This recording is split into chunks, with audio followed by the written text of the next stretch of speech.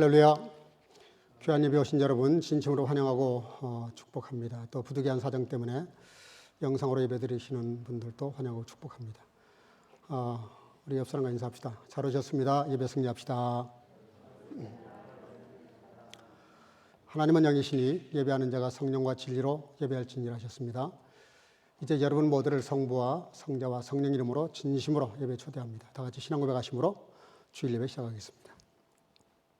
전능하사 천지를 만드신 하나님 아버지를 내가 믿사오며 그 외아들 우리 주 예수 그리스도를 믿사오니 이는 성령으로 잉태하사 동정녀 마리아에게 나시고 본디오 빌라도에게 고난을 받으사 십자가에 못 박혀 죽으시고 장사한 지 사흘 만에 죽은 자 가운데서 다시 살아나시며 하늘에 오르사 전능하신 하나님 우편에 앉아 계시다가 저리로서 산자와 죽은 자를 심판하려 오시리라.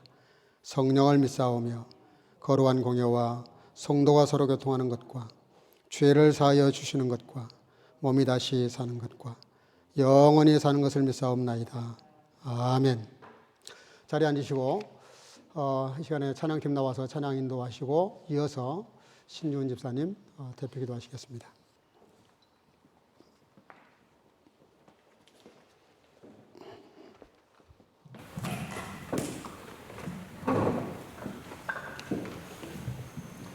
할렐루야. 이 시간 다 함께 전심으로 찬양하시겠습니다.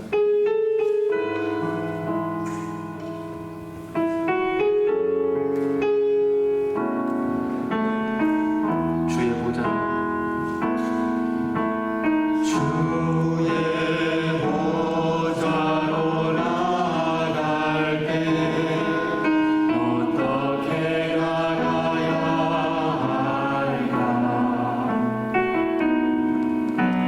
나를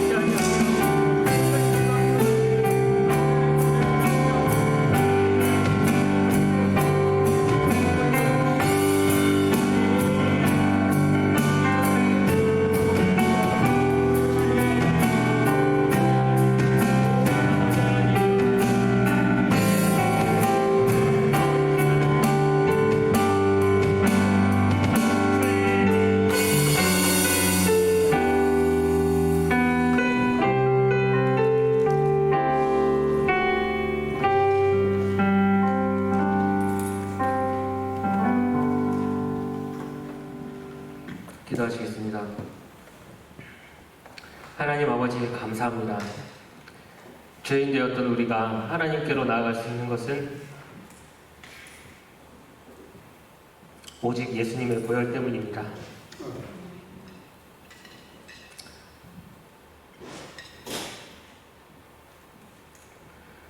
이 시간 우리를 그 보혈로 덮어주시옵소서. 그 보혈로 우리를 정결케 하여 주시옵소서.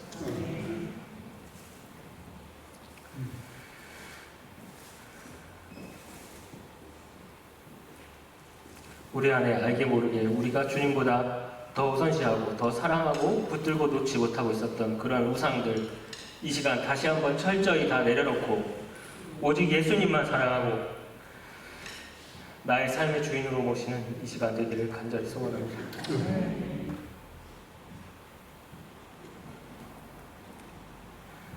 하나님 감사합니다. 다양한 세대의 다양한 모습으로 살아가는 우리들을 그리스도 예수 안에서 한 공동체로 이곳 베를린 땅의 선교교회라는 이름으로 불러 모아주시고 함께 예배하게 하시니 감사를 드립니다. 오랜 시간 동안 우리 교회를 섬기며 지켜오신 목사님, 사모님, 장로님, 권사님들과 많은 교회 어르신들로 인해 감사를 드립니다. 이분들의 수고와 교회를 사랑하는 마음 하나님께서 누구보다도 더 잘 아십니다. 하나님께서 위로하시고 축복하셔서 더욱더 넘치는 복으로 채워주시옵소서. 젊은 세대들에게 또한 신앙의 본과 섬김의 도를 보이게 하시고 담대함과 강건함 또한 허락하여 주셔서 하나님께서 맡기신 믿음의 길을 끝까지 담대하게 걸어가시는 분들에게 하나님 축복하여 주시옵소서. 우리 교회 귀한 일꾼 청년들에게 하나님 함께하여 주옵소서. 청년의 때 하나님 앞에 행실을 깨끗이 하며 말씀을 사모하여 하나님께서 주시는 위대한 꿈을 품고 하나님을 향한 열정을 가지고 귀한 일꾼으로 성장해 나가는 우리 청년들 될 수 있게 하나님 축복하여 주옵소서. 아이들을 키우는 부모 된 집사들이 있습니다. 가정을 통해 하나님의 사랑을 깨닫는 축복을 주심에 감사를 드립니다.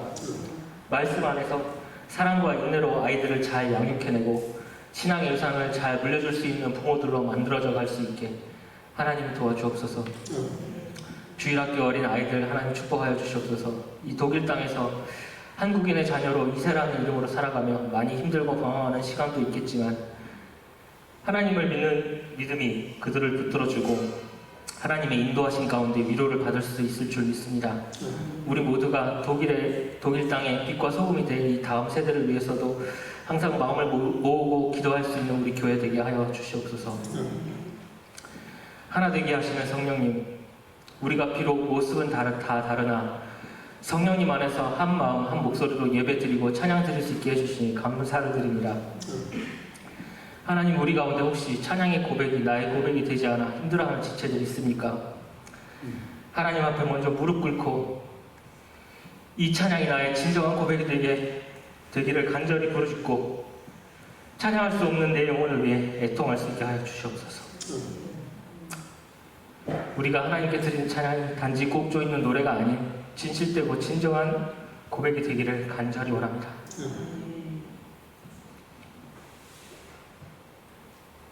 하나님, 우리 찬양을 받아주시고 주님의 은혜의 통로로 사용하여 주옵소서. 하나님, 간절히 바라옵기는 우리 교회가 하나님의 첫사랑을 회복할 수 있기를 원합니다.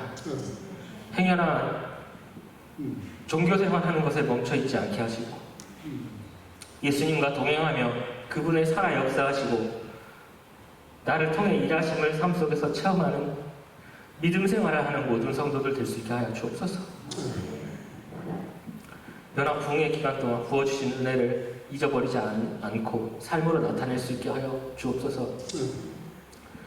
베를린 선교교회에서 믿음 생활을 하면서 말씀에 순종하여 하나님의 일하심을 경험하고 믿음이 성장했다라는 간증들이 넘쳐나는 복된 교회 될 수 있게 하나님 축복하여 주시옵소서. 이 시간 말씀을 전하시는 목사님 붙들어 주셔서 하나님의 생명의 말씀이 온전히 선포되고 또한 우리의 마음밭이 잘 준비되어서 우리에게 주시는 하나님의 말씀이 잘 뿌리 내려서 우리의 삶으로 열매 맺는 귀한 말씀 될 수 있게 하여 주옵소서. 이 시간 우리가 전심으로 드리는 예배에 온전히 주님 홀로 영광 받아 주시옵소서. 예수님 이름으로 기도했습니다. 아멘.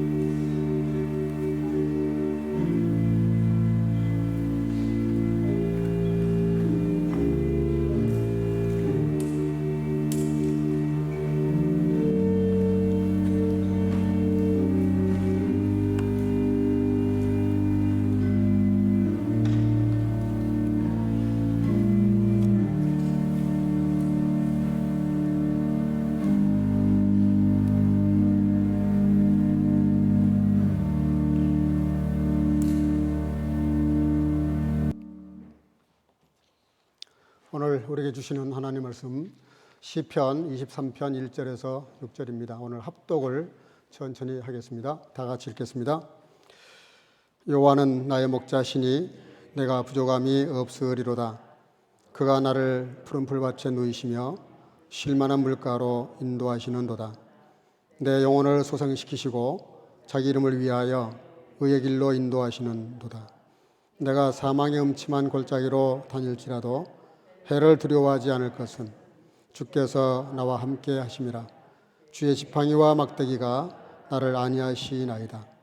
주께서 내 원수의 목전에서 내게 상을 차려주시고 기름으로 내 머리에 부으셨으니 내 잔이 넘치나이다. 내 평생의 선하심과 인자하심이 반드시 나를 따르리니 내가 여호와의 집에 영원히 살리로다. 아멘. 자리에 앉으시고 오늘은 개돌도 영상 찬양팀인 찬양을 이렇게 준비해 왔는데 이 영상이 지금 잘 안 뜨는 것 같습니다. 그냥 곡조로만 듣도록 그렇게 하겠습니다. 기술적인 문제가 생긴 것 같은데 그냥 찬양의 그 가사나 찬양의 은혜 받고 하나님께 영광이 될 수 있기를 바랍니다.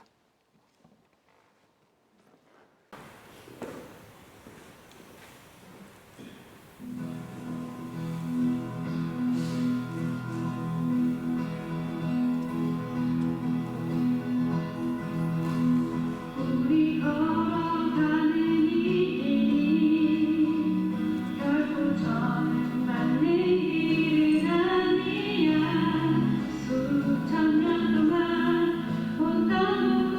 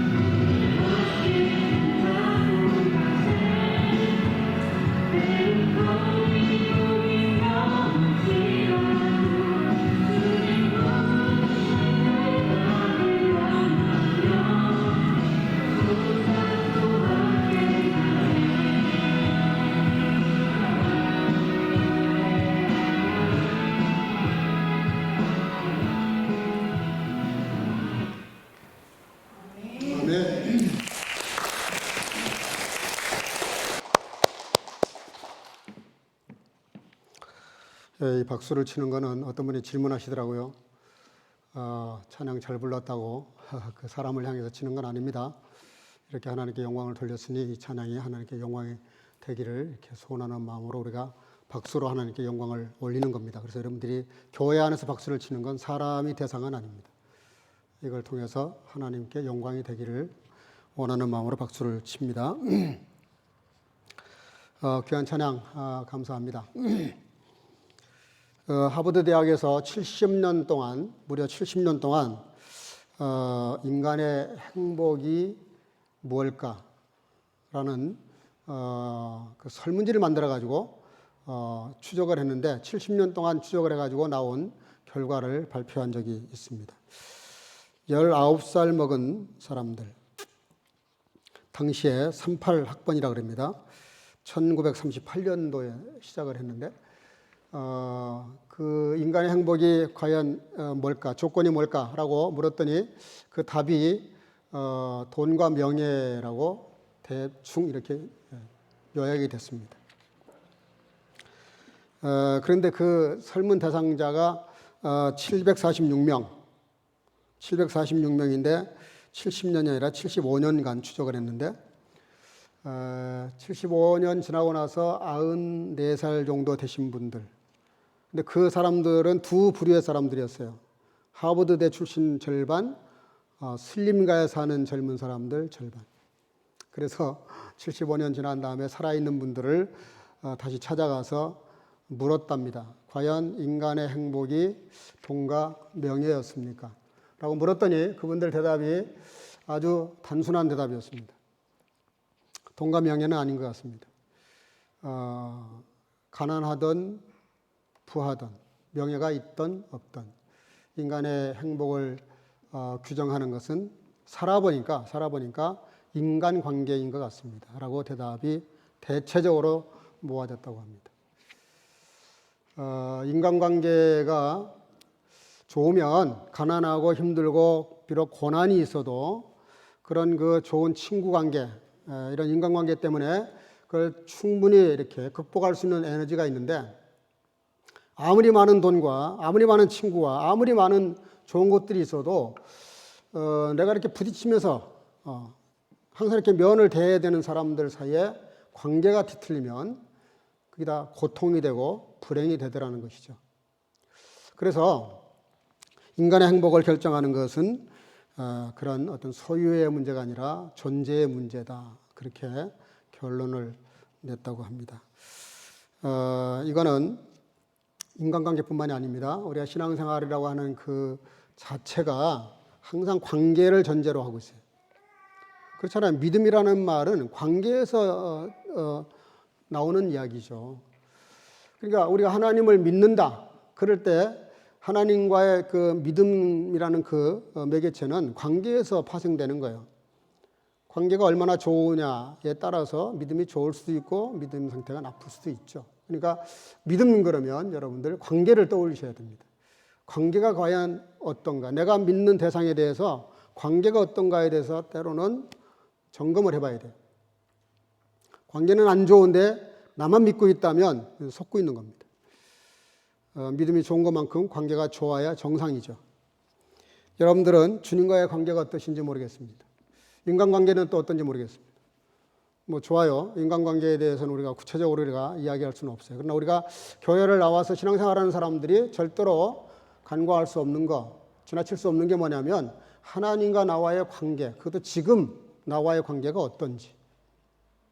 아마 옛날에 그거는 신앙세계에서는 안 통합니다. 옛날에는 아무리 화려하고 좋았고 그거다고 지금 현재 내가 어떠냐가 중요한 것이지 과거의 문제는 참고할 뿐입니다. 오늘 같이 읽은 이 말씀은 신구약 성경 통틀어서 이렇게 아름다운 시가 없어요. 그건 대표적인 시입니다. 이렇게 아름다운 시가 없고 짧으면서도 함축되어 있으면서도 얼마든지 해석이 다양하게 가능한, 그래서 어디에서나 이 시는 통할 수 있는 시예요. 여러분들 필요할 때 이 시를 빌리면 설명 안 되는 내용이 없습니다. 원래 시라는 건 해석을 하면 오히려 뜻이 줄어든다 그래요. 그래서 해석을 하지 않는 게 원칙인데 오늘 우리가 신앙적인 관점에서 이 말씀을 좀 이해하기 위해서 들여다볼 수밖에 없습니다. 1절에 여호와는 나의 목자시니 내게 부족함이 없으리로다. 그 나의 목자라는 말, 히브리어로 라라고 하는 말을 쓰는데 독일 말로 히어테. 이 말은 그 풀을 뜯긴다, 양육한다, 혹은 사귄다, 혹은 친구 사이 뭐 이런 뜻으로 해석이 가능한 단어입니다. 근데 다윗이 여호와는 우리의 목자라고 말하지 않고 나의 목자라고 강조를 해요. 나의 목자라고. 그래서 이 나의 목자라는 말이 본문에 보면은 나라는 말, 나, 내게, 나의, 나의 뭐 이런 말이 단어가 17번, 이 짧은 시에 17번 표현되고 있어요. 그리고 목자라는 말이 이 짧은 구절 속에 13번 반복되고 있어요. 그러니까 이 시는 뭐가 중심인지 금방 드러납니다. 내가 참 중요해. 내게 주님은 어떤 분이냐 하는 거예요. 이런 이해가 깊고 폭이 넓을수록 신앙생활의 폭이 넓어지고 깊어지는 거죠. 그런데 주님과 나와의 관계에서 내게 어떤 분이냐 이게 중요한데 우리는 보통 다른 사람들의 하나님을 자꾸 생각해요. 뭐 어떤 저명한 사람, 저명한 성자, 뭐 그분과 하나님과의 관계가 아무리 좋든 나쁘든 사실 나와 무슨 상관이 있어요. 내가 중요한 것이죠. 내가 하나님과 어떤 관계를 갖고 있느냐 이게 중요한 거죠. 다윗이 이렇게 고백한 이유가 있습니다. 다윗은 우리가 잘 아는 대로 2세의 막내 아들입니다. 8아들이 중에서 막내로 태어났는데 그 사무엘상 16장에 가서 보면 사무엘 선지자가 하나님의 이렇게 심부름을 받고 16장 6절에 보면 이렇게 말해요. 그들이 오매 사무엘이 엘리압을 보고 마음에 이르기를 여호와의 기름 부으실 자가 과연 그 앞에 있도다. 사무엘 선지자가 굉장히 영성이 깊으신 분인데도 불구하고 7 아들을 볼 때마다 이 사람이 왕제다. 이 사람이 왕제다. 하나님은 아니라 그러실 때마다 이상하네. 내가 볼 때는 맞는 것 같은데. 그렇게 해서 쭉 내려간 게 7번째까지 갔어요. 근데 아니라는 거예요. 하나님이 다 아니라는 거예요. 사무엘은 다 맞다는 거예요. 인간의 그 판단이 얼마나 어리석은 것인가에 대해서 단적으로 보여주는 사건입니다. 생각해 봐요. 기도를 그렇게 많이 하시고 사무엘 역사를 잘 아시잖아요. 엘리 제사장이 못 듣던 하나님의 음성을 어린 그 사무엘은 들었거든요. 그 정도로 영성이 높은 분이에요. 어렸을 때부터. 한나이에서 바쳐진 소원기도하고 바쳐진 인물입니다. 근데 그분이 7명을 다 오판을 해요. 이게 우리 이스라엘 나라의 다음 왕제다.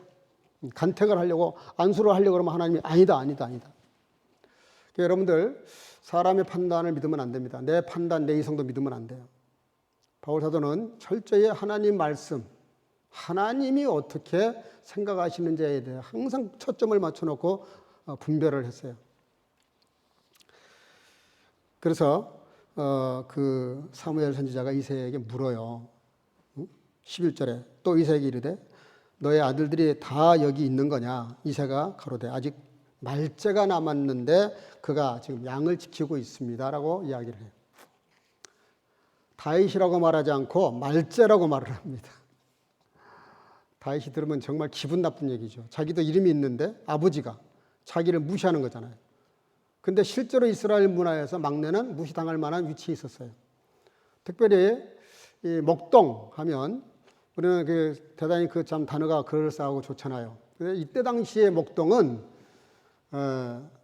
그 단어 자체가 그래요. 중요치 않는. 그 막내라는 말이 그렇게 돼 있어요. 막내라는 말이 카탄이라는 말인데 작은, 어린, 하찮은, 중요치 않은 뭐 이런 건데 그 막내를 그렇게 취급을 했는데 양 치는 사람들을 그렇게 취급을 했어요. 양 자체를 그렇게 재산의 한 일부로 생각을 했지 그걸 그렇게 중요하게 생각하지 않았습니다. 여러분들 그런데 한번 그 상황을 한번 상상을 해보세요. 형들 7명이 다 줄줄이 아니라고 하나님이 이렇게 하셔서 사무엘 선지자가 부으려다가 아니다. 기름 부으려다가 취소했는데 그 상황에서 빨리 가서 양 지키고 있는 다윗을 불러와라. 해가지고 막내가 왔는데 그 들에서 떼어왔으니 땀 냄새에 양치기 아니라고 얼마나 냄새가 고약했겠어요. 그리고 막내가 왔는데 거기다가 대고 기름을 부었습니다. 너는 다음 이스라엘의 2대 왕이다. 그게 식구들에게는 얼마나 충격이 됐겠고 본인은 또 얼마나 충격을 받았겠어요. 얼마나 얼떨떨했겠냐고. 인간적으로 이해가 안 되는 상황입니다. 그 형들이 그 동생 다윗을 미워한 것은 너무나 당연합니다. 누구라도 아무리 형제지만 제일 막내가 그런 그 대접을 받게 되고 다음 이스라엘의 왕이다는 이런 게 간택을 해서 기름을 부었다 생각을 한번 해봐요. 제일 하찮은 양이나 쳐라. 박이라 그래서 양이나 쳐라. 심부름이나 좀 해라. 응? 그 잡다한 이런 일을 시켰던 그 동생이 제일 막내 동이가 아니 그 앉자마자 그냥 사무엘 선지자가 기름을 부으면서 다음 이스라엘의 2대 왕이다라고 기름을 부었어요. 그러니 이게 얼마나 정말 충격적인 사건입니까? 누가 봐도 충격이고 말로 설명이 안 되는 얘기입니다. 더 안 되는 건 뭔지 아세요? 여러분들 잘 아시는 대로 그 다윗의 증조 할머니가 누구죠? 이세의 증조 할머니가 누구죠? 룻이에요. 룻. 모압 여인이라고요. 이방인의 피가 섞인. 그때 당시로는 이방인의 피가 섞인 가문에서 왕제가 나온다? 절대 불가한 일입니다. 안 되는 얘기예요. 말이 안 되는 얘기예요. 그런데다가 막내. 그러니까 뭐예요, 여러분들? 우리가 잘 신앙생활할 때 이 원리를 잘 깨달아야 됩니다. 자꾸 하나님 앞에 나의 잘난 모습을 드러내려고 그러면 하나님이 자꾸 밀어내세요. 자꾸 아니라는 거예요, 아니라는 거예요. 어떤 교회에 목사님이 연세가 드셔가지고 몸이 많이 이렇게 아파서 지병이 생겼답니다. 그러니까 설교를 제대로 못 하세요. 늘 누워 계시고 병원에 입원하기를 자주 하시고. 그러니까 장로님이 나와서 대신 이렇게 대충 예배를 드리고 뭐 이러는데 교회가 부흥이 되는 거예요. 그 이상하죠? 네. 아마 우리 교회 부흥이 안 되는 제일 큰 원인이 저일지도 몰라요. 목사님이 설교도 제대로 못 하는데 교회가 부흥이 된다. 이상하잖아요, 이거는. 우리나라는 워낙 스타 목사가 많아요. 예, 정말 내가 들어봐도 정말 기가 막힌 말씀 들어보면 와 정말 대단한 분들 많더라고요. 그러니 교회가 막 부흥을 해요. 엄밀히 우리가 영적으로 분배를 해보면 꼭 그것이 성령의 역사냐. 오히려 아무런 목사님의 설교조차도 못하는 교회가 부흥한다는 말이 무슨 뜻이에요? 목사가 일하는 게 아니라니까 그 교회는 성령님이 일하고 계신다는 뜻이에요. 여러분 우리가 속으면 안 됩니다. 세상에 드러난 것, 화려한 것, 나타난 것들은 보이지 않는 것들에 비하면 아무것도 아니에요. 아무것도 아니에요. 주님 앞에 가장 위대한 사람이 누구예요? 에? 자기를 완전히 비워버린 사람. 여러분 북소리가 은은하게 아주 가장 멀리까지 이렇게 퍼지는 북의 조건이 두 가지가 있대요. 그게 뭐냐면 첫째는 텅 비어야 돼. 북 안에 텅 비어 있어야 돼. 그리고 두 번째는 그 가죽이 팽팽한 그 휘파능이 셀수록 북소리가 좋답니다. 무슨 얘기죠? 영적으로 기도의 긴장을 놓지 않는 사람, 말씀과 기도와 성령과 은혜의 이 긴장을 놓지 않는 사람. 그걸 성경은 깨어있는 사람이라고 말해요. 깨어있는 사람. 자기를 비우는 사람. 내 속에 내가 없어요. 내 속에 주님만 계셔. 말씀만 있고 성령님만 계셔. 이분이 최고로 좋은 신앙 상태입니다. 주님과의 관계를 말할 것도 없어요. 내 속에 주님이 계시는데 그 관계가 얼마나 좋겠냐고요. 어?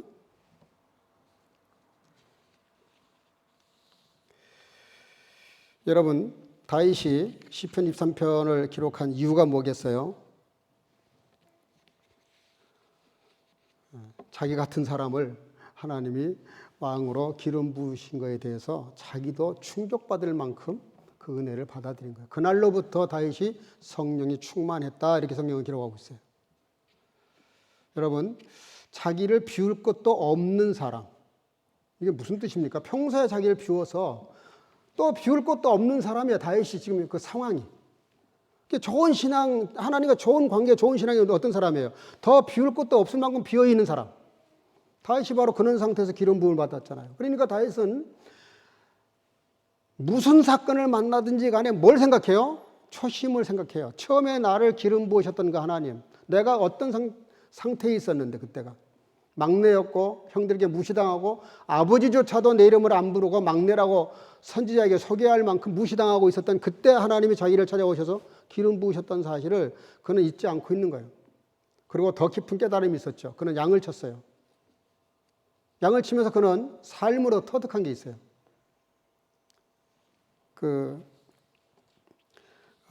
사무엘상 17장인데요. 사무엘상 17장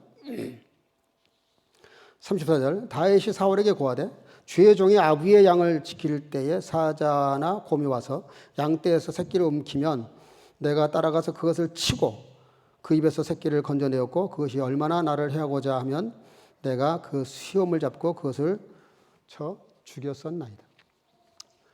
잘 아시는 대로 골리앗이 서둘렀을 때 모든 나라가 벌벌 떨고 임금도 떨고 장군도 다 떨고 있을 때 다윗이 내가 참전하겠다고 나에게 출전시켜달라고 했을 때 사울 임금이 몇 가지 이렇게 물어보고 그 다음에 자기 갑옷과 칼을 주죠.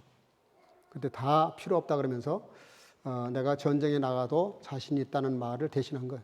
그게 무슨 얘기냐면 자기가 양칠 때 경험을 그대로 얘기했어요. 자기가 양을 칠 때 못된 일이나 사자가 와서 양을 잡아가면 쫓아가서 그 사자의 수염을 잡고 또 그 물맷돌로 그냥 도망가는 그 사자에게 물맷돌을 던져서 그래서 멈추게 만들고 쫓아가서 수염을 아니면 입을 찢어서라도 자기 양을 건져냈던 경험이 그는 지금 이 시를 쓰게 된 동기예요. 경험했단 말이에요. 자기는. 내가 비록 약한 사람이지만 목동이지만 별할 것 없는 목동이지만 나 같은 목동도 내 양을 지키려고 생명 건다 이 말이에요. 근데 여호와 만군의 여호와 하나님은 역사를 자기는 들어서 알고 있거든요. 이집트에서 이스라엘 백성들을 어떻게 건져서 가나안 땅에 넣는지를 알고 있어요. 그러니 하나님이 우리를 얼마나 사랑하고 얼마나 아끼고 예수 그리스도가 이 땅에 오셔서 살찌고 피를 쏟아서 죽으신 사건을 통해서도 충분히 우리는 보고 있어요. 알고 있어요. 다윗이 그걸 벌써 내다본 겁니다. 그걸 계시라 그러는데 다윗은 그걸 다 보고 있기 때문에 영적으로 그렇게 깊었기 때문에 여호와는 나의 목자라고 고백한 그 말 속에는 믿음이라는 신뢰 전제가 깔려 있어요. 자기가 양을 생명 걸고 지켰던 것처럼 하나님도 나를 양으로 하시고 지킨다는 것을 믿음으로 그는 그 얘기를 하고 있는 거예요. 여러분 생각해 봐요. 우리가 버스를 타고 지하철을 타고 뭐 비행기를 타고 많은 그런 교통수단을 이용하잖아요. 근데 우리가 생각은 안 해요. 그런 생각을 일부러 하지는 않아요. 그러나 그 행동 속에는 뭐가 깔려있고 뭐가 전제가 되고 있냐면 소위 믿음이라는 게 전제가 돼 있어요. 이 운전기사가 나를 안전하게 데려다 줄 거다. 설마 가다가 사고 낼까 생각을 하면 못하죠. 지하철에 가다가 갑자기 대구 지하철 불난 사건처럼 그런 사건이 생긴다고 상상하면 지하철 못 타는 거죠. 바람이 조금만 세게 불어도 비행기 못 타죠. 근데 우리가 그걸 왜 타요? 생각 없이. 그 믿음이 깔려 있어요. 그 속에는 믿음이. 몇 주 전에 설교했지만 믿음이 없이는 하나님을 기쁘시게 할 수 없다. 이 신뢰가 얼마나 중요한지 몰라요. 여호와는 나의 목자라는 말 속에는 가장 큰 전제가 뭐냐면 신뢰입니다. 신뢰. 여러분 그냥 지하철을 타듯이 의사가 처방을 해주고 약을 써주면 갔다가 그냥 의심 없이 먹듯이 먹을 때 왜 먹어요? 약사들이 약을 잘 만들었을 거라는 믿음이 있어요. 의사가 이 진단이 맞을 거라는 믿음이 있어요. MRI를 찍었는데 사진이 맞다라고 믿음이 있으니까 그 진단에 대해서 처방에 대해서 우리가 믿고 그냥 그대로 따라가잖아요. 의사가 제일 골치 아픈 환자가 누군지 알아요? 의사의 말을 안 믿어. 자기가 의사야. 자기가 처방을 다 해. 병도 안 낫고요. 의사가 제일 싫어하는 환자예요. 하나님이 제일 싫어하는 사람이 누구겠어요? 우리에게 완벽한 진리의 말씀을 주셨는데 이걸 가지고 따지고 앉는 사람이 있어요. 의심을 하고. 될까? 사실일까? 여러분 다 가진 것 같은데 부족하고 허전함을 느끼는 사람들이 있습니다. 아무것도 없는 것 같은데 평안하고 평화를 누리는 사람들이 있어요. 그 전자는 뭔지 아세요? 많은 걸 갖고 다 가졌는데 진짜 가질 게 빠진 사람이에요. 후자는 아무도 가진 것이 없는데 진짜 가져야 될 걸 가지고 있는 사람. 그 사람은 늘 평안과 감사와 은혜가 넘쳐요. 그게 뭡니까? 예수 그리스도. 하나님을 마음속에 모시고 살고 있는 사람들은 어떤 상황에서도 아무것도 없고, 아니 많은 환난이 다가와도 그런 속에서 나의 목자 되신 주님이 계시기 때문에 걱정하지 않아요. 만약에 어린 아이, 3살도 안 된 아이가 저녁 걱정을 하고 노후 걱정을 하고 학교 갈 걱정을 한다면 정말 안 어울리는 거잖아요. 왜 주님이 우리 보고 어린아이가 되지 않으면 결단코 천국 못 들어간다고 하셨겠어요? 하나님을 어린아이처럼 절대 신뢰하라는 겁니다. 여러분, 의심 없이 주님을 절대적으로 믿으시기를 주의 이름으로 축복합니다. 다른 건 다 의심해도 괜찮아요. 근데 하나님에 대해서는 의심하면 안 되는 거예요. 아무리 세상에 내가 1000만 번을 속임받았다 하더라도, 사기당했다 하더라도 하나님을 의심하면 안 되는 거예요. 그래서 빌립보서 4장 11절 그리스도 안에서 자족하기의 일체를 배웠노라. 이사야 시편 34편 10절 여호와를 찾는 자는 모든 것에 부족함이 없으리로다. 그런 말을 했어요. 여러분 생각해봐요. 가끔 이해 안 되는 사건들이 벌어지잖아요. 국내 엄청난 재벌 3번째, 4번째, 2번째 되는 사람들이 11층에서 10층에서 떨어져 자살을 하질 않나. 그 유명한 정말 온 국민 배우라고 인기가 한 몸의 인기를 받고 있는 배우들이 갑자기 나쁜 생각을 해가지고 이상한 길을 가질 않나. 그럼 왜 그러겠어요? 아무리 세상 것 다 가져도 안 된다는 겁니다. 우리 속에 정말 주님이 계셔야 된다는 거예요. 그러면서 2절에 그가 나를 푸른 불밭에 누이시며 실만한 물가로 인도하시는도다. 여러분, 여호와 하나님, 주님이 나의 목자가 되면 따라오는 복 서너 가지가 있는데요. 첫째는 우리를 실만한 물가로 인도하신다 그랬어요. 이스라엘 가보신 분들은 혹은 여러 가지 매체를 통해서 보셨으면 알겠지만 굉장히 광야가 많고 이렇게 푸른 초장이 귀한 곳입니다. 더군다나 물은 더 귀하고요. 근데 그 물도 귀한 옆에 갈릴리 호숫가 옆에 그런 풀밭은 정말 양들에게는 천국이죠. 무슨 얘기입니까? 우리가 주님이 나의 목자가 되면 그렇게 꼴을 풍성하게 줄 뿐만 아니라 아무리 힘들고 어려운 세상이라 할지라도 우리에게 쉼을 주신다. 호주의 필립 켈러라는 목사님이 8년간 양치기를 하시면서 목회를 하셨는데 이분이 그걸 근거로 해서 책을 썼어요. 그 목자가 바라본 시편 23편이라는 책을 썼는데 호주에서 베스트셀러가 됐다고 합니다. 근데 그분이 이렇게 말을 해요. 양은 잘 눕지를 않는데 누울 때가 있대요. 4가지 조건이 되면 눕는데 그 첫째가 뭐냐면 사나운 짐승으로부터 위험하지 않다라는 안정감이 느껴질 때, 양들 사이에 다툼이나 싸움이 없을 때, 파리나 기생충으로부터 괴로움을 당하지 않을 때, 충분히 먹을 것이 있고 배불리 먹을 수 있는 꼴이 있다라고 느껴지고 또 먹고 나면 그때 눕는다 그래요. 여러분, 우리는 이 세상에 그 어떤 것을 많이 가지고 소유해도 절대로 결코 행복할 수가 없어요. 근데 유일하게 우리에게 행복을 주고 힘을 주는 것은 예수 그리스도를 마음속에 나의 목자로 삼는 사람에게만 온다는 것이죠. 세 번째는 3절에 내 영혼을 소생시키시고 자기 이름을 위하여 의의 길로 인도하시는도다. 여기 소생시킨다. 크베켄이라는 단어를 썼는데 다시 살아나게 하는 거예요. 땡볕에 다 이렇게 시들어 있는데 그게 물을 줬을 때 이렇게 확 이렇게 피어오르는 것처럼 그런 걸 상징합니다. 그러면서 여호와를 나의 목자로 삼은 사람은 그렇게 영적으로 소생할 뿐만 아니라 아무리 위험한 길을 가도 하나님 앞에 두려움이 없다는 거예요. 4절에 내가 사망의 음침한 골짜기로 다닐지라도 해를 두려워하지 않을 것은 주께서 나와 함께 하심이라. 주의 지팡이와 막대기가 나를 안위하시나이다. 우리가 사망의 음침한 골짜기가 뭘까? 다윗은 사울 임금이 3천 특공대를 데리고 광야까지 쫓아와서 자기를 죽이려고 했을 때 사망의 음침한 골짜기 같은 상황이죠. 선생님 아들놈이 반역을 해가지고 구태타를 일으켜서 자기를 죽이겠다고 온다니까 맨발로, 얼마나 황급했으면 맨발로 눈물을 흘리면서 피난을 갔겠어요. 왜? 아들과 싸울 수는 없잖아요. 피난을 가는 거예요. 그때 이 시를 썼다 그래요.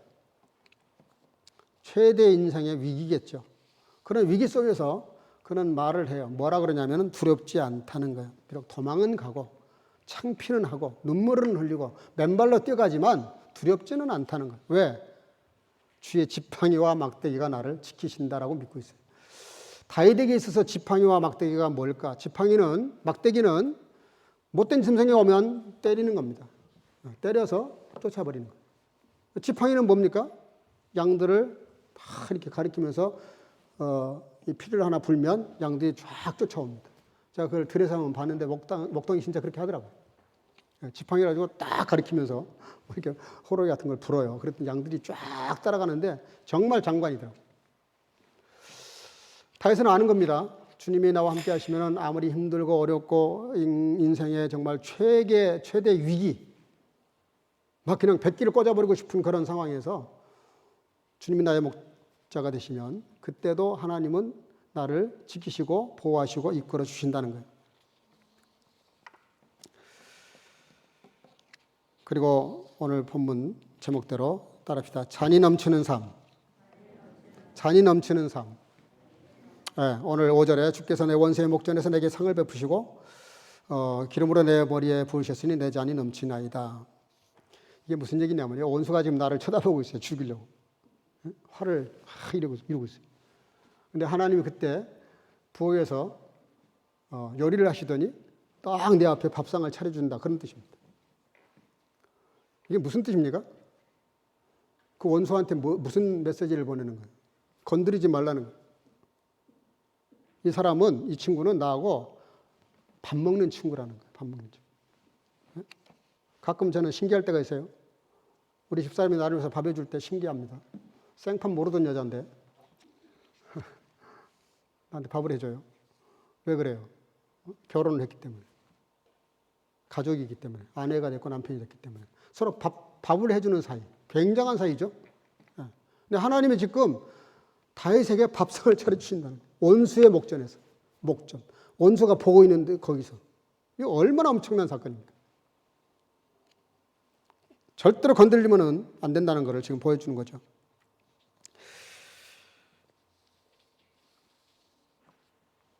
한 나라 대통령이 나라를 방문하면 국빈 만찬이라는 걸 합니다. 그 만찬이라는 건 특별한 경우만 해요. 다 하는 건 아니에요. 업무차 방문했을 때는 만찬을 하지 않습니다. 근데 정식으로 그 원수를 초대하면 만찬이라는 걸 해요. 그게 무슨 뜻이냐면 우리가 이렇게 같이 겸상할 정도로 우정을 돈독히 하자. 그런 뜻을 갖고 만찬을 한답니다. 성경에는 이 잔치 얘기가 많이 나옵니다. 가나 혼인잔치로 예수님은 시작을 하셔서 마지막 날 밤 성만찬으로 사역을 마무리하세요. 왜 그렇게 만찬하셨을까? 가나 혼인잔치.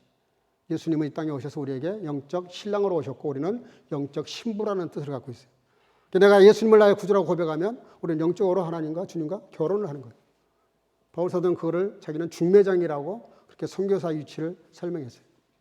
우리가 전도를 하면 그 사람을 하나님과 그 사람과 영적 결혼을 시키기 위해서 중매하는 거다. 그렇게 전도를 설명했어요. 여러분들, 저와 여러분들은 예수님께서 친히 영적으로 결혼하기 위해서 그렇게 가나 혼인잔치에 물론 포도주를 만드셨고 예수님 뭐라 그래요? 오병이어 칠병이어를 이렇게 기적을 베푸셨어요. 내게 오는 자는 구약의 만나를 먹은 사람도 다 죽었지만 내가 주는 떡, 생명의 떡을 먹는 사람은 결코 굶주리지 않는다는 것을 상징적으로 보여준 거죠. 마르다 집에 자주 가셨어요. 늘 마르다가 차려진 밥상을 기꺼이 받으시고 그래서 그 남매들을 참 특별히 사랑하셨어요. 나사로가 죽으니까 오셔서 친히 나사로에 나와라. 죽은 자를 살려내시잖아요. 그리고 성만찬 하시고 십자가를 지시고 부활하신 다음에 다시 한 번 더 만찬을 하십니다. 예수님을 모른다고 3번씩이나 부인했던 베드로를 찾아오셔서 아침 조반을 친히 이렇게 준비하셨어요.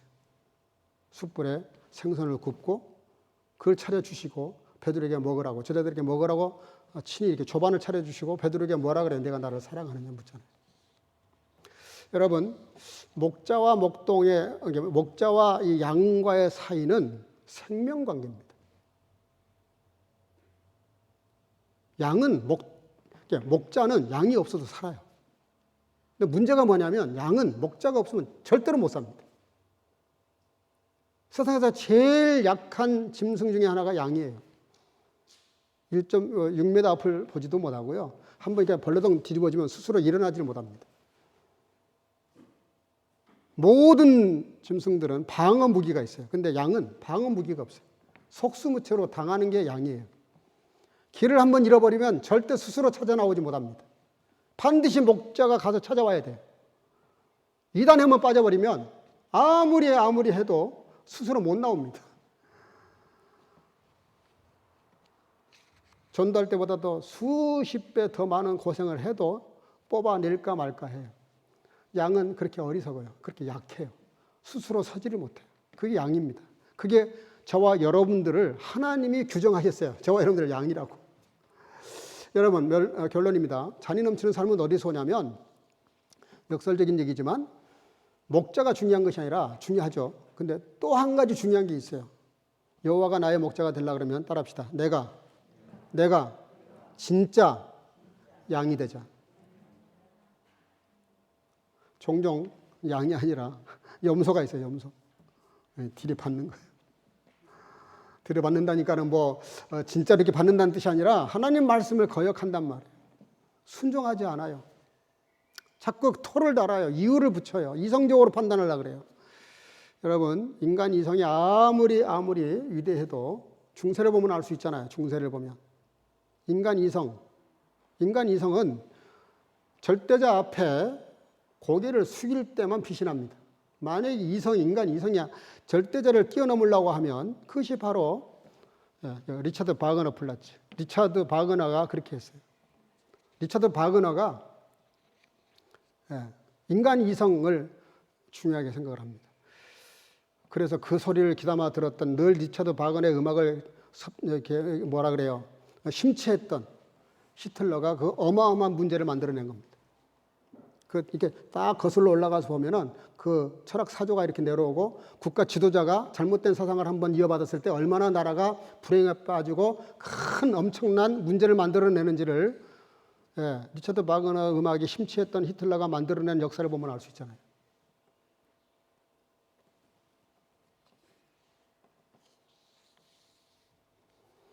우리가 어디서 살 것인가? 이제 마지막 결정이 남아 있어요. 오늘 본문에는 그렇게 말합니다. 내 평생에 선하신가 인자하심이 반드시 나를 따르니. 따라합시다. 내가 여호와의 집에 영원히 살리로다. 우리가 결정해야 돼요. 어디서 살 것인가? 독일에 살 건가? 한국에 살 건가? 그런 얘기가 아니고요. 우리가 이 세상에 속해 살 것인가? 영원한 하나님의 나라에 속한 자로 살 것인가? 하나님의 집, 구약에는 성전이지만 지금은 이 건물이 교회가 아닙니다. 주님을 나의 구주라고 고백한 사람들이 모여있는 거기가 다 교회예요. 그래서 교회는 전 세계가 하나입니다. 원래는 하나예요. 장로교, 감리교, 성결교, 순복음, 그거는 우리 인간이 만들어낸 거고, 예수님 안에서 예수님을 나의 구주라고 고백한 사람이라면 다 한 형제고 지체입니다. 그것이 집이에요. 집에는 반드시 부모님이 계시고 자녀들이 있어요. 하나님의 집에도 하나님 아버지가 계시고 우리가 있는 겁니다. 그 아버지가 나에게 아버지 역할을 하실 수 있도록 할 수 있는 방법이 뭐예요? 내가 아들 노릇을 하는 거예요. 아들이 돼가지고 아버지 노릇을 하려고 그러면 되겠냐고요. 이걸 불효막심하다 그러죠. 양인데 양 노릇을 해야 되는데 염소가 돼가지고 때로는 늑대가 돼가지고 때로는 여우가 돼가지고 이상한 짓거리를 하면 어떻게 하나님이 나의 목자가 되셔서 하시겠어요? 하나님은 100번 고쳐오셔도 절대 우리의 자유를 꺾거나 강요하지 않습니다. 우리가 스스로 말씀과 성령에 의지해서 주님 앞에 나오기를 바라고 문 열기를 바라시지. 그래서 요한계시록에 나와 있는 밖에서 문을 두드리니 할 때 보세요. 밖에 문고리가 없어요. 문고리는 안에만 있어요. 그 작가가 참 말씀을 잘 이해한 분이 그림을 그린 겁니다. 하나님은 강제로 문 열고 들어오시지 않아요. 강제로 우리에게 신앙을 강요하지 않아요. 그냥 주님은 묵묵히 우리 저와 여러분들의 죄를 가지고 십자가에 오르셨고 거기서 죽으신 거예요. 그걸 받아들이고 받아들이지 않고는 우리에게 맡기셨어요. 그걸 잘 받아들이고 예수 그리스도를 나의 목자로 삼은 사람들은 부족함이 없어요. 걱정할 필요도 없고요. 어떤 상황에서도 주님은 나의 목자가 되셔서 나를 끝까지 책임지세요. 주님을 나의 목자로 삼아서 이 은혜가 여러분들, 저와 여러분들 생애 속에 늘 함께 하시기를 주의 이름으로 축복합니다.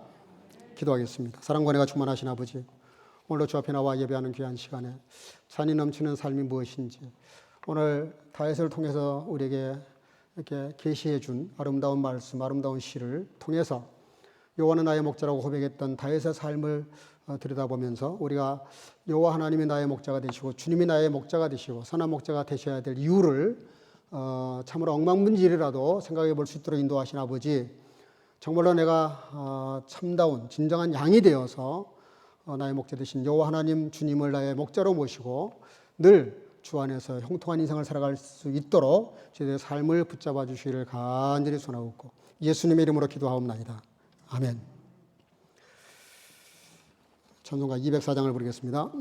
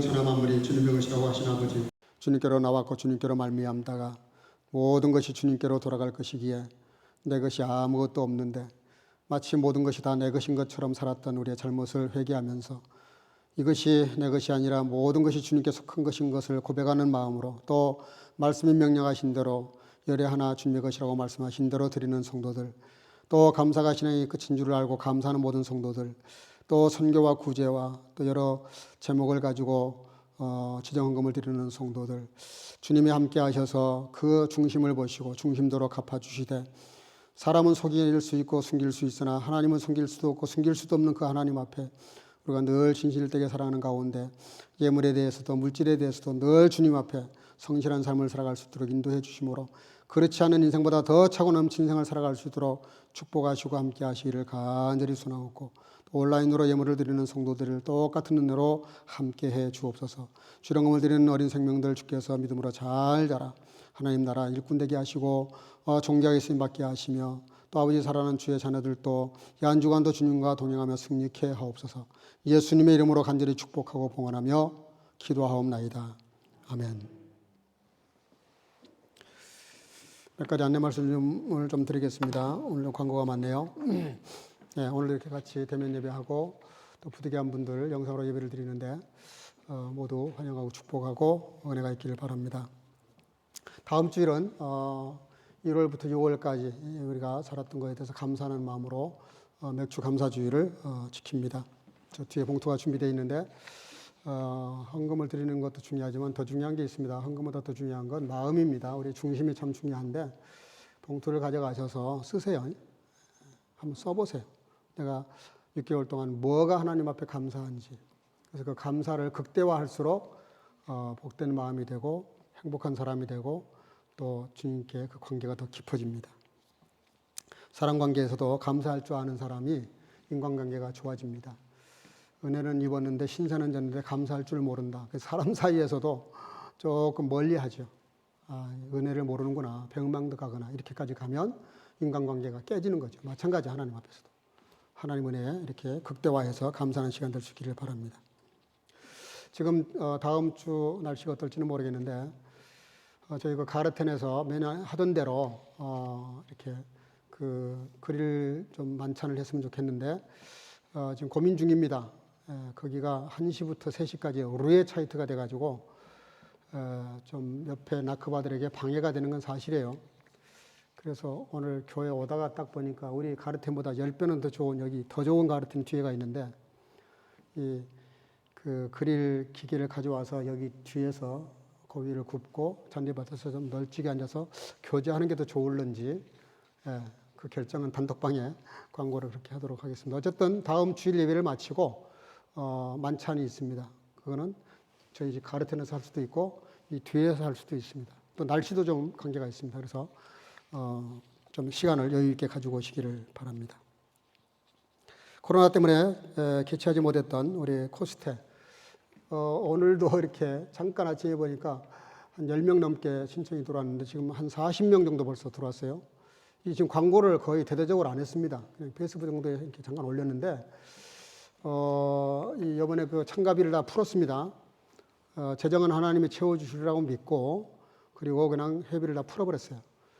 특별히 코로나 때문에 오랜 시간 동안 이렇게 힘들어한 분들 격려하는 마음에서 이분들끼리 이렇게 마음을 모았는데 우리 교회도 신청을 좀 빨리 해야 될 것 같습니다. 오늘 가능하면 우리 이윤희 권사님하고 박세린 자매님에게 신청을 해주셔서 오늘 신청 다 받으셔서 바로 신청하셔야 될 것 같아요. 왜냐하면 선착순으로 방배정이 이루어진다고 공개를 했어요. 그대로 지켜야 됩니다. 아무리 대표 목사라고 해도 교회라고 해도 룰을 어길 수는 없어요. 그러니까 신청을 빨리 하실수록 내가 원하는 분과 방을 같이 쓸 수도 있고 여러 가지 혜택이 주어지는데 오늘 중으로 좀 다 신청해 주시기를 바랍니다. 오늘 예배를 마치면 바로 옆 자리에 지금 간식 말고 조금 이렇게 점심이 될 만한 음식을 준비를 한 것 같습니다. 그 먹고 그리고 청년부 세일 모임을 갖도록 그렇게 하겠습니다. 청년들은 한 분도 가지 마시고 다 모여주시기를 바랍니다. 또 우리가 이 장비가 지금 제가 말씀드린 대로 한 30년 넘게 된 전부 다 아날로그 장비들인데 마음에 감동이 오시는 대로 장비 구입비 지정 헌금을 해주시면 장비 구입을 하도록 하겠습니다. 섭섭하고 감사한 일입니다. 우리 그동안에 청년부 서기와 회계 그리고 또 찬양팀 반주 그보다 더 감사한 것은 꽃투부스에서 여기까지 매주일 금요일 안 빠지고 예배 참석했던 이하영 자매. 지난번에 한번 신방 갈 일이 있어서 집사람하고 같이 신방을 갔었는데 차로 그렇게 빨리 가는데도 1시간 반 40분인가 걸리더라고요. 그 먼 곳에서 그렇게 싸우는데도 이렇게 신앙생활 열심히 했습니다. 보니까 눈물 날라 그러네. 우리 인사 좀 할까요? 우리 경조부에서 지금 선물을 좀 주시기 바랍니다. 너무 섭섭해서 교회에서 마련한 선물이 있는데 지금 여기서 하겠습니다. 거기 카메라가 안 돌아갑니까? 예. 예.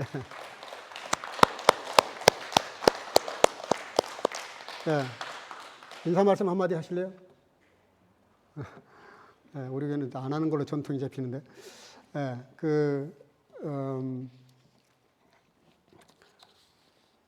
이제 학업을 다 잘 마무리하고, 이번 주 한 주간 어머님이 오셔서 같이 투어를 한 다음에 비행장에서 이렇게 출발을 하면 그 좀 마중을 가겠는데 나중에 어디서 마지막 출발하는지 알려주세요. 예, 그래도 우리 그 환송을 해야 될 것 같은데 일단 오늘 예배는 오늘까지 드리고 이제 한국에 들어가서 멋진 삶이 펼쳐질 수 있도록 이걸 기도해 주시기를 바랍니다. 예. 나머지 광고는 참고하시기를 바랍니다. 우리 옆 사람과 더불어 인사합시다. 여호와를 나의 목자로 잔인 넘치는 삶을 삽시다. 주님의 이름으로 사랑하고 축복합니다. 예. 우리 지금 안미애 집사님이 해산 날짜인데 오늘 이렇게 교회를 오셨네요. 아이가 나오기 싫은가 봐. 여러분들 좀 기도해 주시기를 바랍니다. 아마 오늘 내일 하는데 순산할 수 있도록 기도 많이 해주시기를 바랍니다.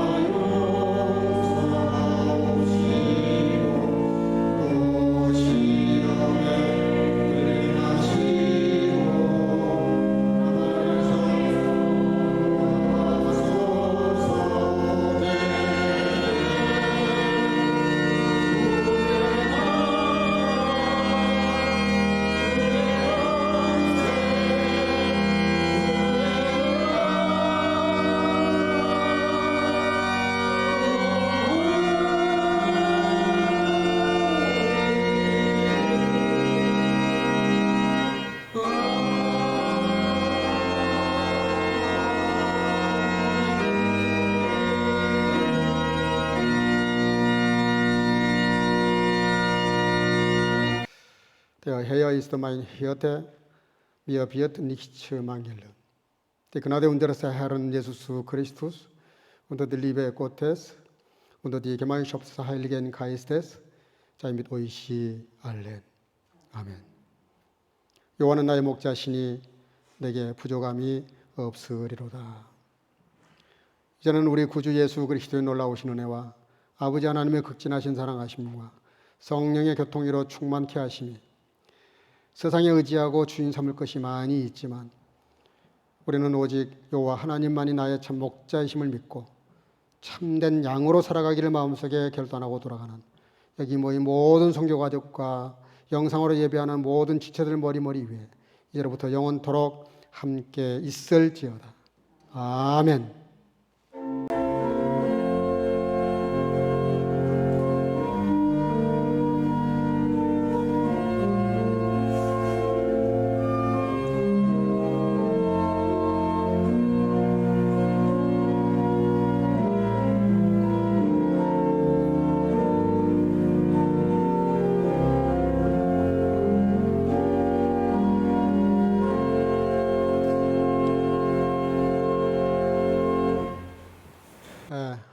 우리 하나님께 영광을 가서 올리겠습니다. 할렐루야.